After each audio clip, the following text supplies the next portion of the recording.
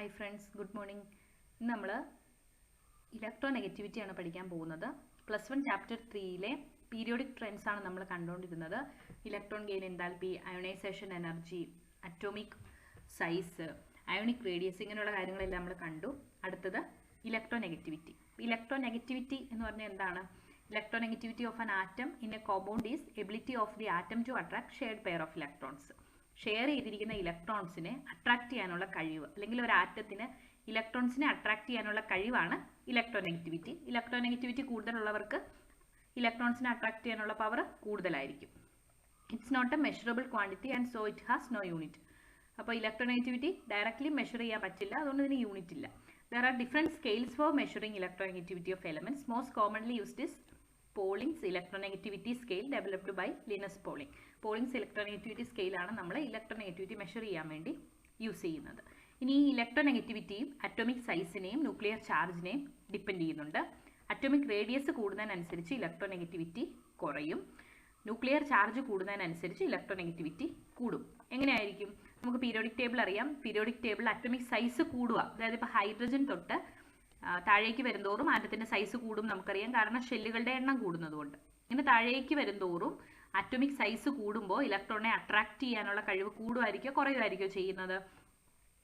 Atom വലുതാവും തോറും ഈ ന്യൂക്ലിയസിന് പുറത്തേക്ക് ഇലക്ട്രോൺസിനെ അട്രാക്ട് ചെയ്യാനുള്ള ആ ഒരു കഴിവ് കുറയും, അല്ലേ? ഇപ്പം നമ്മളൊരു ക്ലാസ് കൺസിഡർ ചെയ്യുമ്പോൾ ക്ലാസ് ചെറിയ ക്ലാസ് ഉണ്ട്, വലിയ ക്ലാസ് ഉണ്ടെങ്കിൽ, ഒരുപാട് കുട്ടികളുള്ള ഒരു ക്ലാസ് ഉണ്ടെങ്കിൽ അവിടെ ഈ ബാക്കിലൊക്കെ ഇരിക്കുന്ന എല്ലാവരെയും ചിലപ്പോൾ ശ്രദ്ധിക്കാൻ ടീച്ചറിന് പറ്റിയെന്ന് വരില്ല, അല്ലേ?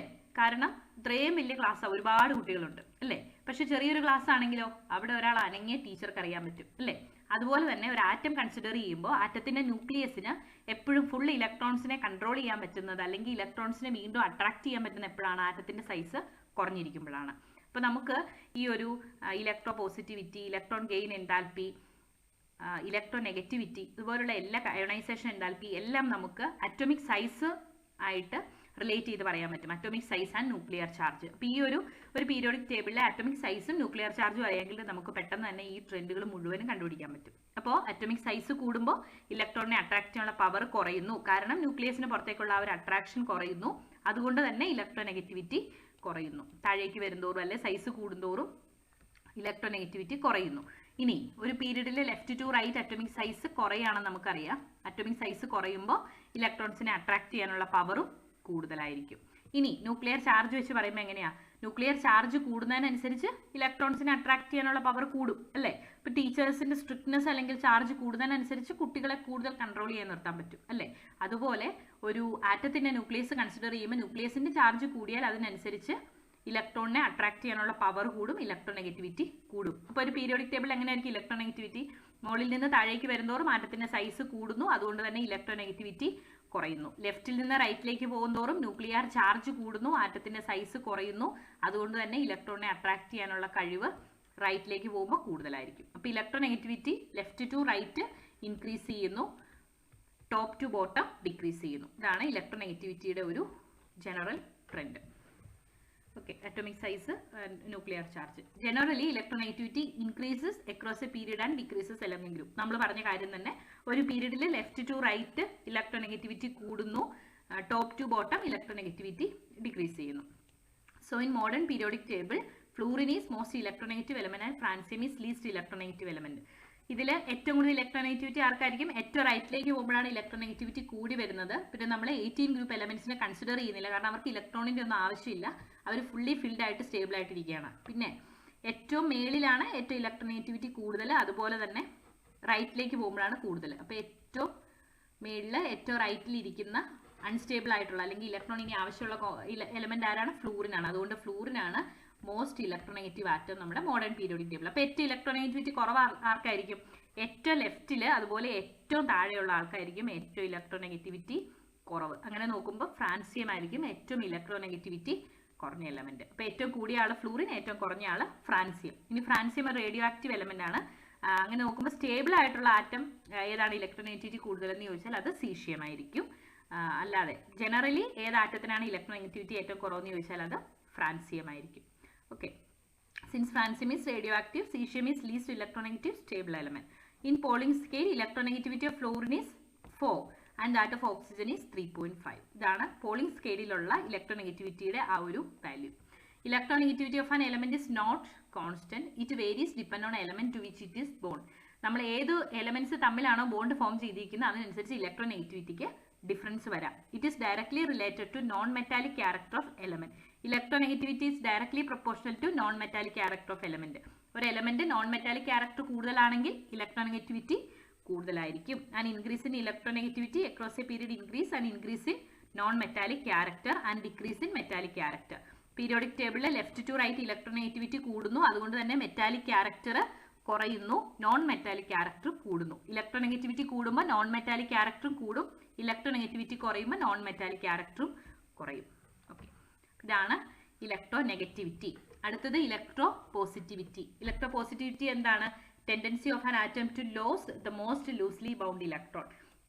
ഏറ്റവും ലൂസ്ലി ബൗണ്ട് ചെയ്തിരിക്കുന്ന ഇലക്ട്രോണിനെ ലോസ് ചെയ്യാനുള്ള ആ ഒരു ആറ്റത്തിന്റെ ടെൻഡൻസിയാണ് ഇലക്ട്രോ പോസിറ്റിവിറ്റി. ഏറ്റവും ലൂസ്ലി ബൗണ്ട് ഇലക്ട്രോൺ ഏതായിരിക്കും? വാലൻസ് ഇലക്ട്രോൺ ആയിരിക്കും അല്ലേ?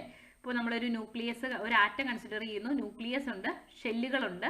അപ്പോൾ ഏറ്റവും പുറത്തെ ഷെല്ലിലുള്ള ഇലക്ട്രോണിനായിരിക്കും ഏറ്റവും ലൂസ്ലി ബൗണ്ട് ആയിരിക്കുന്നത് അല്ലേ? ഇപ്പോൾ ഒരു ക്ലാസ് കൺസിഡർ ചെയ്താൽ ഏറ്റവും ബാക്കിൽ ഇരിക്കുന്നവരായിരിക്കും ഏറ്റവും ലൂസ്ലി ബൗണ്ട്, അല്ലെങ്കിൽ ടീച്ചറിന്റെ ശ്രദ്ധ അത്ര എത്താത്തവർ അല്ലേ? അതുപോലെ ഈ ന്യൂക്ലിയസിന്റെ ശ്രദ്ധ ഏറ്റവും എത്താത്തവർ എവിടെയാണ്? ഈ ഏറ്റവും വാലൻസ് ഷെല്ലിലുള്ള ഏറ്റവും പുറത്തുള്ള ഇലക്ട്രോൺ ആയിരിക്കും. ആ ഇലക്ട്രോണിനെ, ഏറ്റവും ലൂസ്ലി ബൗണ്ട് ചെയ്തിരിക്കുന്ന ഇലക്ട്രോണിനെ പുറത്തേക്ക് എടുക്കാൻ വേണ്ട, അല്ലെങ്കിൽ ഇലക്ട്രോണിനെ വിട്ടുകൊടുക്കാൻ വേണ്ട ആ ഒരു ടെൻഡൻസിയാണ് ഇലക്ട്രോ പോസിറ്റിവിറ്റി. ഇലക്ട്രോൺ നെഗറ്റിവിറ്റി എന്ന് പറയുമ്പോൾ എന്താ? ഇലക്ട്രോണിനെ അട്രാക്ട് ചെയ്യാനുള്ള കഴിവാണെങ്കിൽ ഇലക്ട്രോൺ വിട്ടുകൊടുക്കാനുള്ള കഴിവാണ് ഇലക്ട്രോ പോസിറ്റിവിറ്റി. അപ്പോൾ അത് directly related to metallic character ആയിരിക്കും. മെറ്റാലിക് ക്യാരക്ടർ കൂടുതലുള്ളവർക്ക് ഇലക്ട്രോണിനെ വിട്ടുകൊടുക്കാനുള്ള ടെൻഡൻസി കൂടുതലായിരിക്കും. It depends on atomic size and nuclear charge. As atomic radius increases electro positivity increases. എങ്ങനെയായിരിക്കും? അറ്റോമിക് റേഡിയസ് കൂടിക്കൂടി വരുന്നതിനനുസരിച്ച് ന്യൂക്ലിയസിന് ഇലക്ട്രോണിനെ ഒന്നും അത്രയും കൺട്രോൾ ചെയ്യാൻ പറ്റുന്നില്ല. അപ്പോൾ എങ്ങനെയായിരിക്കും? അവർ പെട്ടെന്ന് പുറത്തേക്ക് പോകും. അങ്ങനെയാവുമ്പോൾ ഇലക്ട്രോ പോസിറ്റിവിറ്റി അവർക്ക് എങ്ങനെയായിരിക്കും? കൂടുതലായിരിക്കും അല്ലേ? As the atomic radius increases electro positivity increases. Electron വിട്ടുകൊടുക്കാനുള്ള ടെൻഡൻസി കൂടുതലായിരിക്കും. അല്ലെങ്കിൽ തന്നെ ഈ ലെഫ്റ്റ് സൈഡിലുള്ള മെറ്റൽസ് ഒക്കെ എങ്ങനെയാണ്? ഒരു ഇലക്ട്രോണൊക്കെ അവർക്ക് എക്സ്ട്രാ ഉള്ളൂ അല്ലേ? ഇപ്പൊ സോഡിയത്തിന്റെ കേസ് ആണെങ്കിൽ 11 അറ്റോമിക് നമ്പർ, 2, 8, 1 അവരുടെ ഇലക്ട്രോണിന്റെ ആ ഒരു കോൺഫിഗറേഷൻ അല്ലേ? അപ്പോൾ ആ ഒരു ഇലക്ട്രോൺ വിട്ടുകൊടുത്തു കഴിഞ്ഞാൽ 2, 8 ആയിട്ട് സ്റ്റേബിൾ ആയിട്ടിരിക്കാം ഇവർക്ക് അല്ലേ? അപ്പൊ എപ്പോഴും ഈ ഒരു ആൽക്കലി മെറ്റൽസിന്, ആൽക്കലൈൻ എർത്ത് മെറ്റൽസിനൊക്കെ ഇലക്ട്രോണിനെ വിട്ടുകൊടുക്കാനുള്ള ടെൻഡൻസി കൂടുതലായിരിക്കും. അപ്പൊ പീരിയോഡിക് ടേബിളിൽ എപ്പോഴും ലെഫ്റ്റ് സൈഡിലുള്ളവർക്ക് ഇലക്ട്രോണിനെ വിട്ടുകൊടുക്കാനുള്ള ടെൻഡൻസി കൂടുതലാണ്. അതുകൊണ്ട് ഇലക്ട്രോ പോസിറ്റിവിറ്റിയും കൂടുതലാണ്. ഇനി മേളിൽ നിന്ന് ഗ്രൂപ്പിൽ മേളിൽ താഴേക്ക് വരുമ്പോൾ എങ്ങനെയാണ്? ഷെല്ലിന്റെ എണ്ണം കൂടുന്നു, സൈസ് കൂടുന്നു, അതിനനുസരിച്ചും ഇലക്ട്രോണിനെ വിട്ടുകൊടുക്കാനുള്ള ടെൻഡൻസി കൂടുതലാണ്. ഇലക്ട്രോ നെഗറ്റിവിറ്റിയുടെ നേരെ ഓപ്പോസിറ്റ് ഓർത്താൽ മതി. ഇനി along a period electropositivity എങ്ങനെയാണ്? Left to right electropositivity കുറയുന്നു. കാരണം എന്താണ്? ലെഫ്റ്റിൽ നിന്ന് റൈറ്റിലേക്ക് വരുന്നതോറും സൈസ് ഒക്കെ കുറഞ്ഞ് ഇവർ ഇലക്ട്രോണിനെ അക്സെപ്റ്റ് ചെയ്യാൻ റെഡി ആയിട്ടിരിക്കുക. അപ്പോൾ പിന്നെ കയ്യിലുള്ള ഇലക്ട്രോണിനെ നഷ്ടപ്പെടുത്താൻ ഇവർക്ക് ഇഷ്ടമുണ്ടോ? ഇല്ല. അപ്പോൾ ഫ്ലൂറിനൊക്കെ ഏറ്റവും ഇലക്ട്രോ പോസിറ്റിവിറ്റി കുറഞ്ഞ ആളായിരിക്കും അല്ലേ? But down a group it increases. അറിയാലോ. So francium is most electropositive element. നമ്മൾ ഇലക്ട്രോ നെഗറ്റിവിറ്റി പറഞ്ഞതിന്റെ നേരെ ഓപ്പോസിറ്റ്. ഫ്രാൻഷ്യത്തിന് ഇലക്ട്രോ പോസിറ്റിവിറ്റി കൂടുതലാണ്, ഫ്ലൂറിന് ഇലക്ട്രോ പോസിറ്റിവിറ്റി ഏറ്റവും കുറവാണ്. So next is valency. Valency എന്ന് പറയുന്നത് എന്താണ്? Combining capacity of an element or it is number of electrons lost or gained by an atom during a chemical reaction. ഒരു chemical reaction നടത്തുമ്പോൾ നഷ്ടപ്പെടുത്തുന്ന അല്ലെങ്കിൽ വാങ്ങിക്കുന്ന ഇലക്ട്രോണിന്റെ എണ്ണമാണ് valency. Along a period, valency first increases up to middle and then decreases. In a group, valency remains constant. Transition elements can show variable valency. ഇപ്പോൾ നമ്മൾ periodic table consider ചെയ്യുമ്പോൾ ഹൈഡ്രജൻ, ലിഥിയം, സോഡിയം. അപ്പോൾ ഹൈഡ്രജന്റെ കേസിൽ ആകെ ഒരു ഇലക്ട്രോണേ ഉള്ളൂ. Bond form ചെയ്യുമ്പോൾ share ചെയ്യാനായിരിക്കും tendency കൂടുതൽ, അല്ലെങ്കിൽ ആ ഒരു ഇലക്ട്രോൺ വിട്ടുകൊടുക്കും. ഇനി ലിഥിയം, സോഡിയം, പൊട്ടാസ്യം ഇവരൊക്കെ എങ്ങനെയാണ്?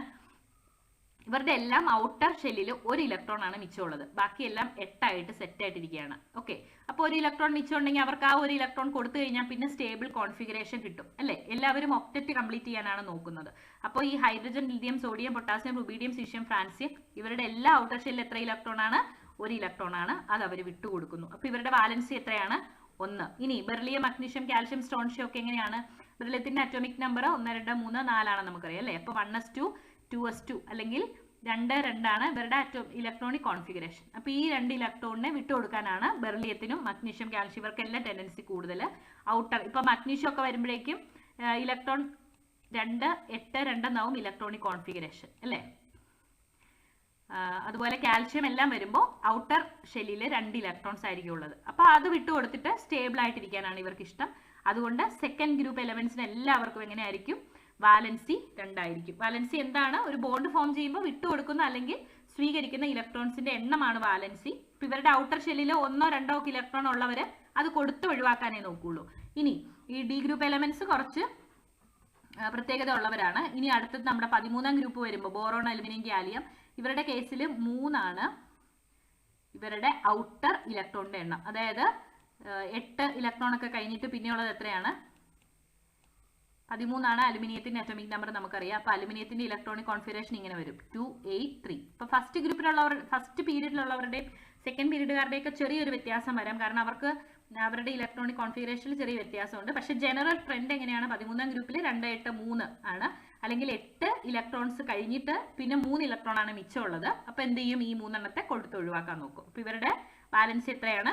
3 ആണ്. ഇനി കാർബണിന്റെ ഗ്രൂപ്പിലേക്ക് വരുമ്പോൾ കാർബണിന്റെ അറ്റോമിക് നമ്പർ 6 ആണെന്ന് നമുക്കറിയാം അല്ലേ. അല്ലെങ്കിൽ സിലിക്കൺ ഇവരൊക്കെ വരുമ്പോൾ 4 ആണ് ഇവരുടെ ഔട്ടർ ഇലക്ട്രോണിക് കോൺഫിഗറേഷൻ. 8 കഴിഞ്ഞ് പിന്നെ 4 ഉണ്ട്. കാർബണിന്റെ കേസിൽ കാർബണിന്റെ അറ്റോമിക് നമ്പർ 1s2 കാർബൺ 6 ആണല്ലോ. അപ്പോൾ 2 4 ഉള്ളൂ ഇലക്ട്രോൺസ്. താഴേക്ക് വരുമ്പോഴാണെങ്കിലും 8 4 എന്നാണ് കോൺഫിഗറേഷൻ വരുന്നത്.